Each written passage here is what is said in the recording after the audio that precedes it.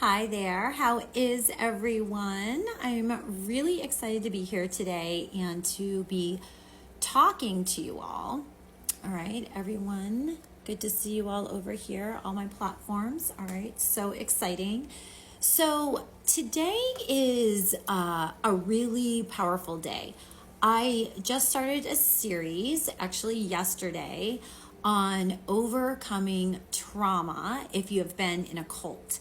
So, this is episode 2 of this journey that I'm going to be going on with you all. Okay, so I would recommend watching the first episode if you want to kind of catch up. Or you can just jump on into this one. Okay, so what I'm going to be talking about today is how when you overcome trauma from being in a cult, I'm going to be talking about guilt, okay, and shame. So, one of the biggest aspects that we need to overcome when we are in something like this is really just not just forgiving those, because obviously, if we hold on to any kind of resentment or anger or bitterness and all the things, we're only hurting ourselves, right? So, we hear this all the time, right? We hear this all the time.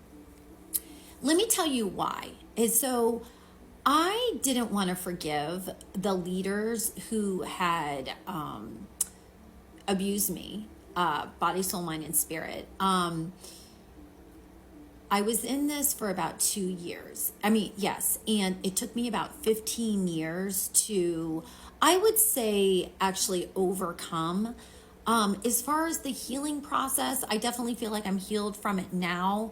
But I feel like it's always a journey, and it's always something that you kind of definitely have to really think of and make sure you're not falling into old patterns or old thought processes, or also to falling into any kind of shame or guilt. Okay. So when I first started in this, what drew me to it was the fact that I wanted to do international work around the world. So I wanted to do spiritual work. And so I went to this school that was across the country, and it was not an easy school to get into. And, but I qualified. So I thought, oh, this is so exciting. I qualified. And then I ended up over there. And looking back on it, actually coming from already it wasn't, I had already come from that kind of culture, but this was actually to a whole nother level. Something that, I thought I had pretty much seen it all, because I was already in a space where we were already doing, all the Christianese things, but I felt like it was pretty healthy where the environment I was in, even though it was definitely more on the intensity side, with a lot of the slaying in the spirit and speaking in tongues and, laying on of hands. There was a lot of laws that we had to go by, tons and tons of laws. But it seemed manageable overall until I actually ended up in this school that ended up turning into a full-on cult. Okay.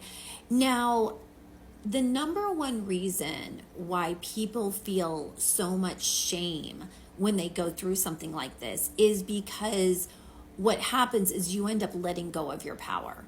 And so until we recognize that we have gone through a process that the other thing about shame too is we allowed it. Okay. So this was something that I had to come to terms with as well, that I allowed myself to stay in that environment, and I allowed myself to be silenced and put down and belittled and abused. Okay.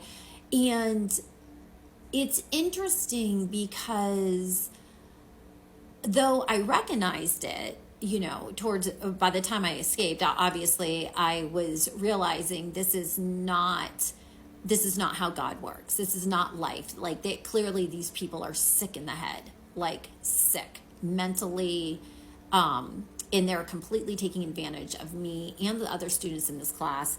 And I went from being this really happy girl, excited about doing mission work globally all over the world. I was so excited about it, to becoming, I was literally, by the time I left, after those, it was almost 2 years, I was unrecognizable. I came back home, I looked sickly, I was pasty. They didn't like my hair blonde. And so it ended up like just the color of my hair and just not being able to live off of anything. I was basically like, my diet was compromised. I gained a ton of weight. I just looked completely beat down. I didn't even know, like, honestly, because we had to like throw all of our clothes in an incinerator. Anything that like looked cool or anything that was fitted was all thrown in this incinerator. I mean, I remember I couldn't even, I had a pair of jeans, like the Guess jeans that have like the buttons on the front, and they made me throw those in, or any kind of Doc Martens, anything that was cool. Okay. So all of your stuff was thrown in the incinerator. And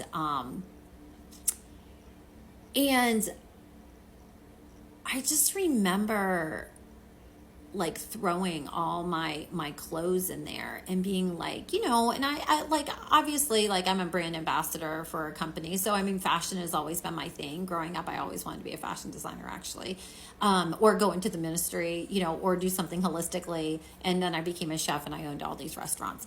But, you know, shame, you know, is something that shuts us up. And when we walk in a place of shame, it's literally saying people are not going to accept us if they know the truth of what we really went through. And that is a lie. That is a lie. People, honestly, they don't even care. And those who do care, they care about you. Yes, you'll always get the naysayers. You'll always get the mean jelly beans. But I just want you to know that you are so much more than what you experienced. And you can turn that negativity into a positive element in your life. You know, a lot of the students in my class, some of them didn't make it. There were suicides. There were a lot that ended up going on drugs, heroin, things that are really healthy. I mean, not healthy, but really heavy. That's what I was about to say. And, you know, very few ended up staying back in that kind of environment. And then there are quite a few who are still seeking healing through the journey.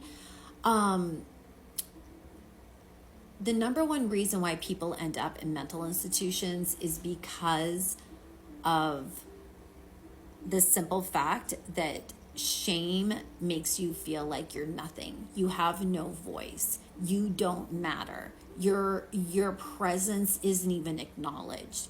And if anyone has ever been in that kind of environment, or been around people that make you feel that way, or you're constantly being put down just for being you, or you're just not doing enough no matter what happens, you need to remove yourself from that environment. That is not healthy. And then once you remove yourself, that's when you find the healing process.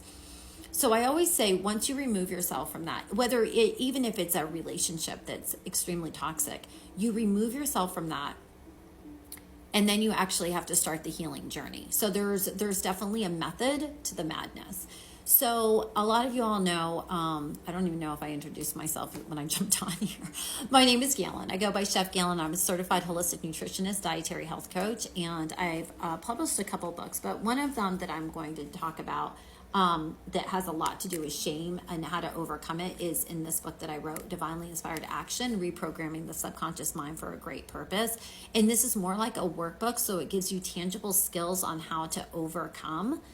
And so moving forward, I'm going to be touching more on this just like throughout the month. So I invite you to follow my journey, like, subscribe, and also tag a couple people in this. Could really be life transformational for them. All right, so much love.